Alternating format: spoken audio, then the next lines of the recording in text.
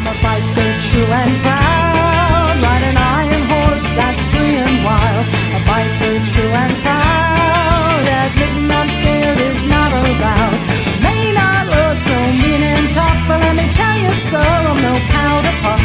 What it takes to ride, well, I got the stuff. I got what it takes to ride. Got what it takes to ride. Got what it takes to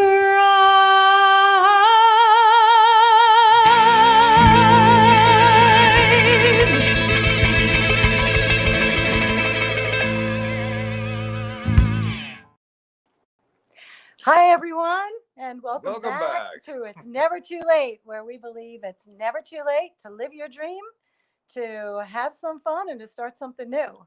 And we hope we're going to inspire you to take a little chance and do something you always wanted to do. We have to thank you, first of all, for all the positive, wonderful feedback that we got from last week's show. We really appreciate that. You've inspired us to help keep inspiring you. So thank you very, very much for your feedback. Keep it coming. We want to explain that we're using these first few episodes to show you things that we have done. Our goal is to actually take you on the road with us as we're doing it, or doing stuff on the farm, and let you join in with us as we're doing it. This way you could have fun right there along with us. Yeah, we just love traveling together. Although we found out that we have very different traveling styles. When we first met and we were going on our first trip, it was Bike Week down to Florida. And I said to him, okay, where are we going to stop the first night?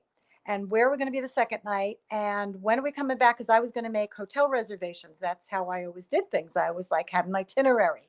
And he looked at me and he said, what are you talking about? We'll stop when we get tired. And I'm like, she's worried about making reservations. Well, what if we can't find a hotel? What if we just... You hit your GPS, you hit hotels, it gives you a choice of 10 within 5 miles. Well, back then, what's the problem? We didn't have GPS back then. Yes, we did. No, we didn't. Oh. So anyway, you'll see our slightly different. So I had to kind of learn his style of flying by the seat of your pants. And I don't think we ever got skunked for a hotel room. No, we came close at one time. I think we were in Virginia. We were in Virginia. It was a rainy night. I was exhausted. We were cold. We were wet. We needed a hotel room. Everything was booked. So we walk into the hotel. You have any rooms? No. No. What do you mean no? Can you call somewhere else? They called. They don't have any rooms. I don't know. Some kind of convention was going on in that town. There's a girl standing at the end of the counter. This whole time we were talking to the girl behind the desk. Turns out that girl was checking out because her husband couldn't be there because he was in the military. And she said, all I did, I was only in there for 10 minutes and I used a hand towel. We said, we'll take it. The clerk was telling us, we got to clean the room. I said, what'd you use? One towel. I said, it's clean enough. We'll take it. So our record so far, God willing, is intact. We never got skunked. So I had to learn a whole different mentality of go with the flow. And just because you were saying before, if there's something you see along the way, we always discover things along the way that we didn't anticipate. Right. And if you have a reservation, let's say it's a 6:30 reservation somewhere, you're feeling good. It's a beautiful night. You're watching the sunset as you're riding. Now you have to stop for a hotel? That's ridiculous. Yeah. Or you see something you want to, a site you want to stay and see. We found the ponies in Virginia just because of that. I got really tired one time when we were riding to, I guess it was Florida. It was probably Florida. And I got really tired at 3:00 in the afternoon. He had me up at 3 in the morning because he had to leave before the traffic from New York. So I'm exhausted. It hits 3:00 and I just start to peter out and I just can't ride anymore. And there was a sign for Chincoteague Island. And I had heard about that. And I said, that's supposed to be a great place. They have wild ponies there. So we took a left, went 10 miles to the island, and we had a great time. It's now one of our favorite places to stop over. Yeah, I tell people about that all the time, and I knew nothing about it. But it was really fantastic. It was really, really cool. A real fishing town, It was real nice. And of course, when you're on motorcycles, it's a whole different experience because it's not like you're seeing things outside of a window. You're actually in the atmosphere. I can't explain it. You're like smelling it. You're part of it. You can stop and look and touch. You're just in it. You look up, you can see the stars. And it's a different experience. It's just so different. And I loved it so much. There was one trip We were going to Myrtle Beach Bike Week, which we love. That's in the spring. So he had just gotten a new Harley, and it had all the bells and whistles. It had the fairing with the radio, the Road Glide CD Ultra. player. Oh, he loves this bike. And I've got my Honda. It's a standard bike. There's no radio. There's no nothing on it. And so I see You got a it. windshield. I got a windshield. And you got bags. And I got bags, but it doesn't have all the little buttons on the front, which would Well, distract that me was just anyway. confusion anyway. Right, right. So he's up ahead of me, and I'm following him, and I see him. He's bebopping to the music. He's listening to whatever song it was. Mississippi He Queen. still remembers the And song. I'm jamming. Yeah, I'm shaking and rocking. And this It was great. back in 2013. So I usually sing to myself. So I'll sing Broadway, I'll sing Gilbert and Sullivan, I'll sing whatever. For whatever reason, I couldn't get the song out of my head. It was John Denver. It was Thank God I'm a Country Boy. And I don't know why I was channeling John Denver. Couldn't get the song out of my head. So finally, I just started singing it. But I didn't know all the lyrics. So I started making up my own lyrics to it. And I'm thinking about riding. I'm thinking about the friends we ride with. So we get to the next gas stop, and I have a whole verse. I say, hey, Curtis, listen to this. And I start singing it to that melody. Well, we go to the next gas stop. I have another verse. By the time we got to Myrtle Beach, I had a whole song. And that is how I started my songwriting career, because I don't have a radio on my motorcycle. That's what started it. So you never know what's going to come out of a trip. And what I found out was, after I started doing this, I started thinking of other melodies and putting my own lyrics to them. But then I found out, in order to record them, I found this out later, you have to get permission from the writer. If you're going to change the lyrics, it's a whole big deal. So then I realized I was going to have to start writing my own melodies. So this song you're going to hear was one of my first attempts to put my melody to lyrics I had originally written for another song. And this is all about the food that I was I got to go get some ribs. I'll be right back. I was a dancer. I ate salad. I ate really healthy. I go to bike rallies with him. We're eating burgers and fries and peppers and sausage and all this crazy stuff, pig roasts. And so I wrote this song about my whole diet changing. So this song is called Biker Food.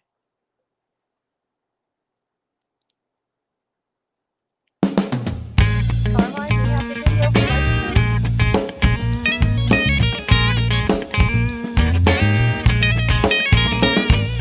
Burgers and dogs, beef jerky and booze. Well, I used to be thin, baby, now I can't lose.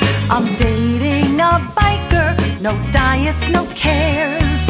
Beer and pretzels are the major fare. Oh, biker food, it's no good, it's no good. Fattening biker food. Pulled pork and ribs, fried shrimp and gator. Well, you see me now, 15 pounds later.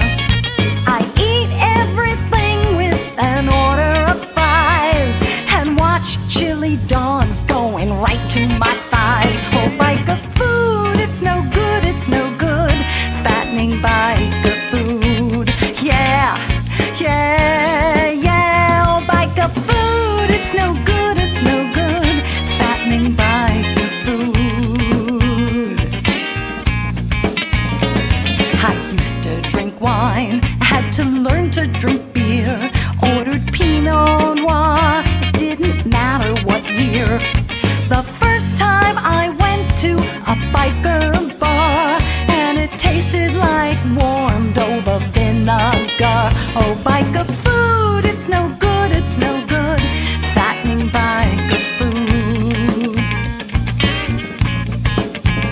I was such a health nut, till my diet was true.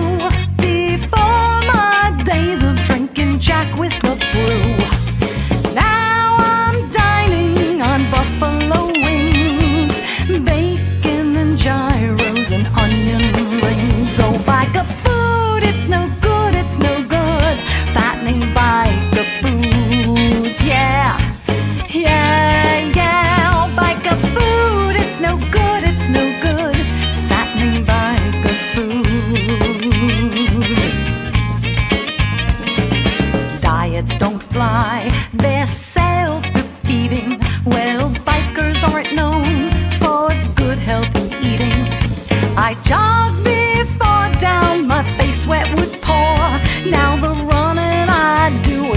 the grocery store. Oh, biker food, it's no good, it's no good.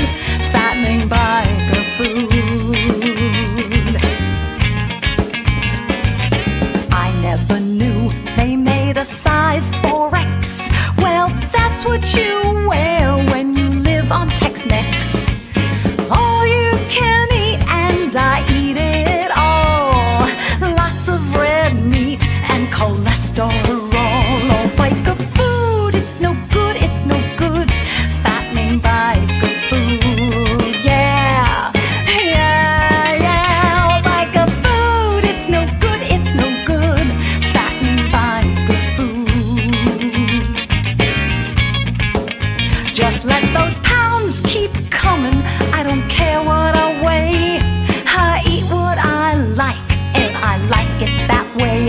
Oh, biker food, it's so good, it's so good. Yummy biker food, yeah, yeah, yeah. Oh, biker food, biker food, biker food.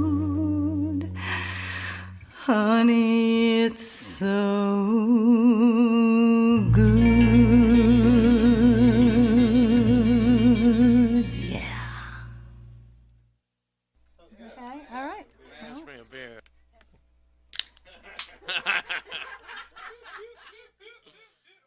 Pass the chips.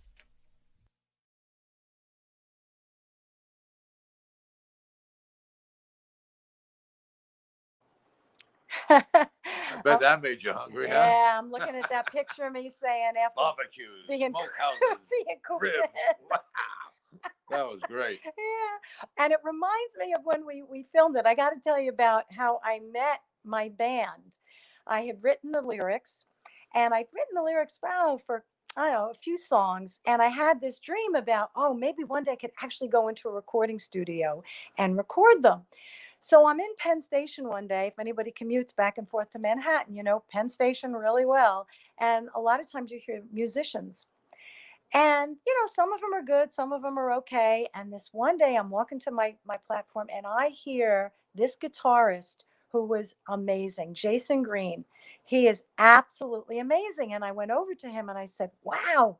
I said, do you ever do any studio work? He goes, sure. He gives me his cards. He said, listen, I'm not even close to doing this. I'm just starting to write songs.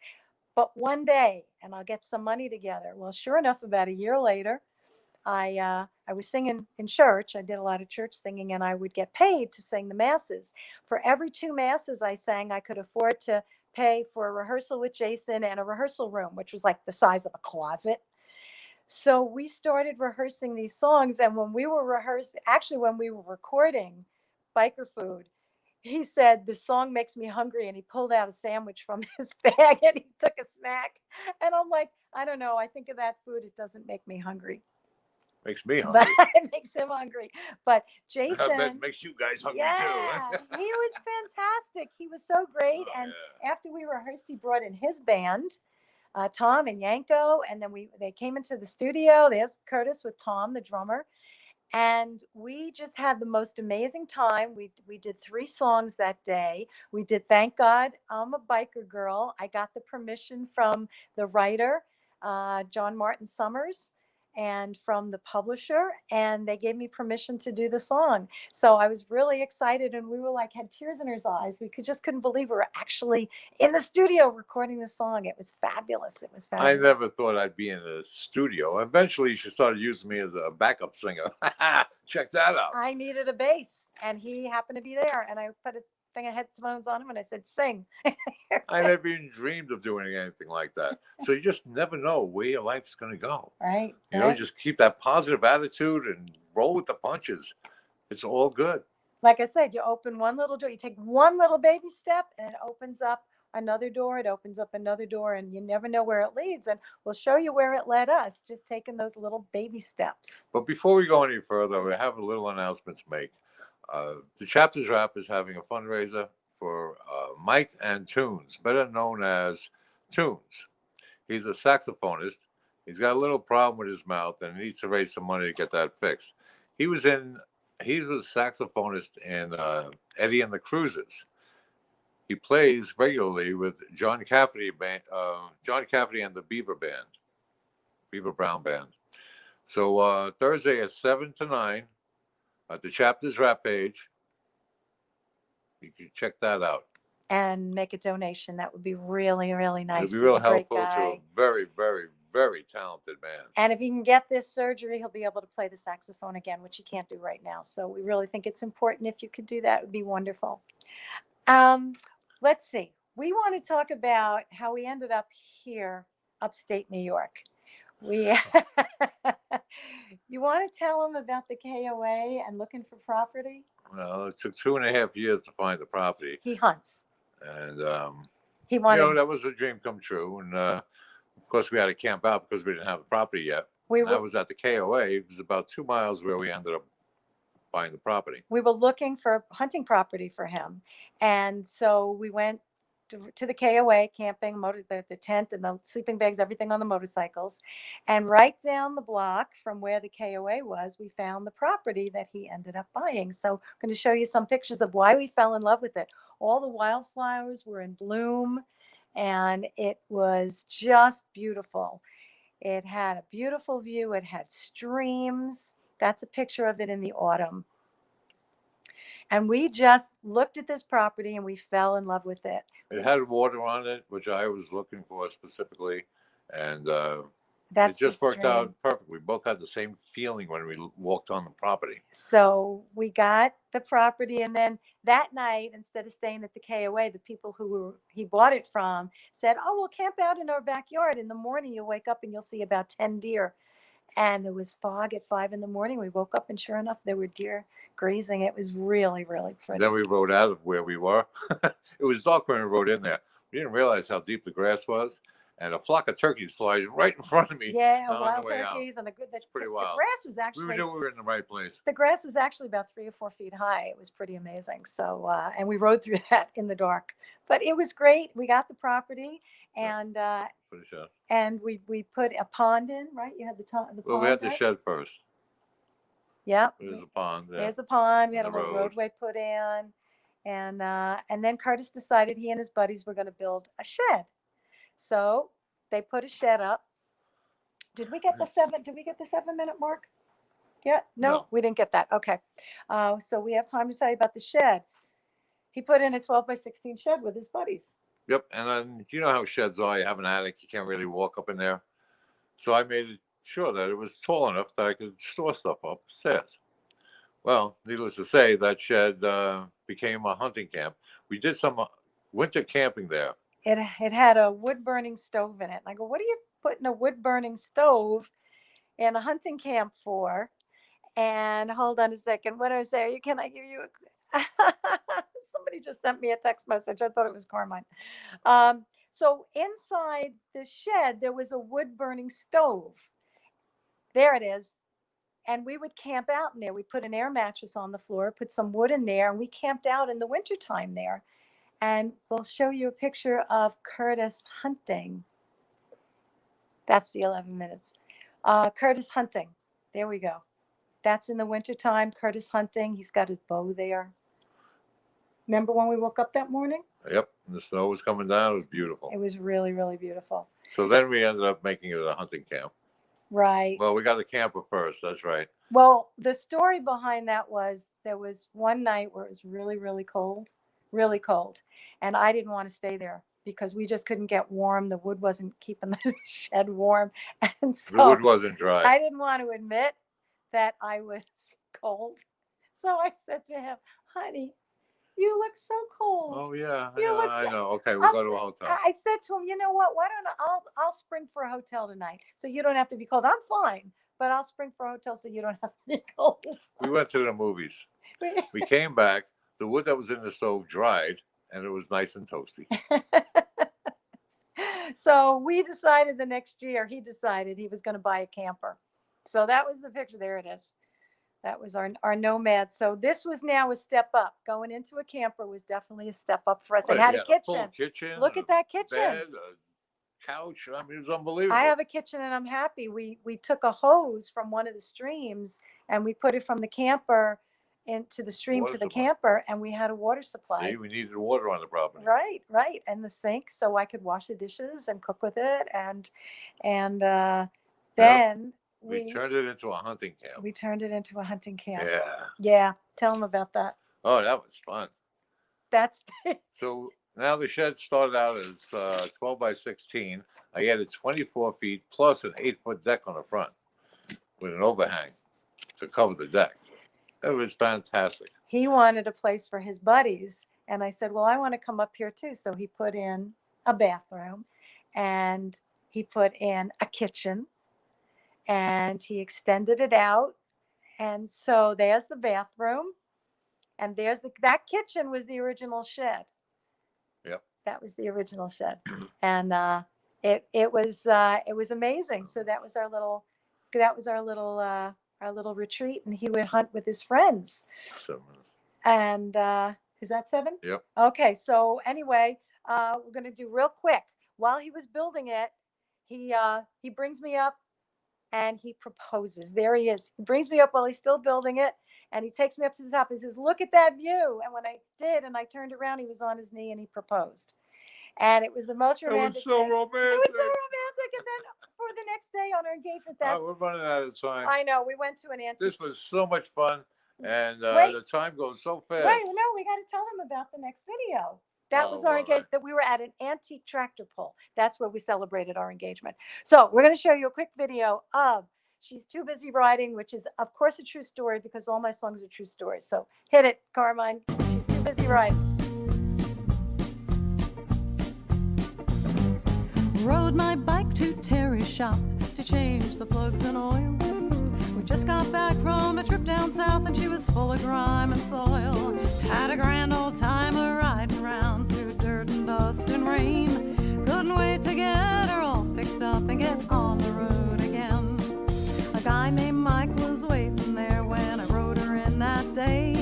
His bike's chromed out and squeaky clean, always perfect on display. He said to me, don't you wash that thing, it's so filthy a disgrace. Without missing a beat, Terry glared at him as he put him in his place. He said, she's too busy riding to take time to keep it clean. While you're so busy shining yours, she's riding her machine. While you're cruising bars and showing off the highways where she's seen, she's too busy riding to ever keep it clean. Now Terry ain't one for flattery or false compliments for sure. And Mike knew Terry's words were true and they hit him to the core. I just smiled and waved goodbye to Mike as he climbed on his machine. I think he knew his words were harsh and maybe downright mean. But that's alright, no harm, no foul, as Terry saved the day. He knew he'd see me soon enough to change the oil again. And when the glisten on my bike gets covered by some dirt, I remember those words that Terry said that saved my pride from hurt. He said, she's too busy riding to take time to keep it clean. While you're so busy shining yours, she's riding her machine. While you're cruising bars and showing off the highways where she's seen, she's too busy riding to take time to keep it clean. It's not just dirt and dust, you know, she's full of bumps and scars. Some chrome is off and she had to get a second set of mirrors.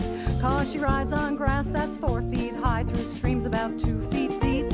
On mounds of dirt and rocks and stones about everywhere you can think.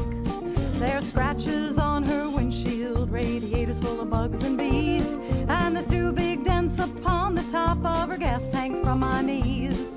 Every scratch tells a story of adventures far and wide. So sit with me and I'll tell you tales, cause I ride my bike with pride. Yeah, I'm too busy riding to break out a can of wax. If there's a choice between to ride or clean, I'd rather be making tracks. From New York to Daytona and everywhere in between, I'm too busy riding to always keep her clean. It's not that I'm promoting a dirty bike campaign. In the world of cheer, my bike's a beer while yours may be champagne. but she's loved like no other. She makes my heartstrings sore. We take what comes together, no matter what's in store. So if you say my bike is not as shiny as could be, remember every beauty mark tells a story about her and me. I always will remember that day in Terry's shop when he stood by me and said with pride she never wants to stop, because she's too busy riding to take time to keep it clean. While you're so busy shining yours, she's riding her machine. While you're cruising bars and showing off the highways where she's seen, she's too busy riding to ever keep it clean. Yeah, I'm too busy riding to take time to wash my bike. And if you got a problem, well then you can take a hike. My saddlebags are always packed, though maybe not pristine. I'm too busy riding to always keep her clean. Yeah, I'm too busy riding to always keep her clean.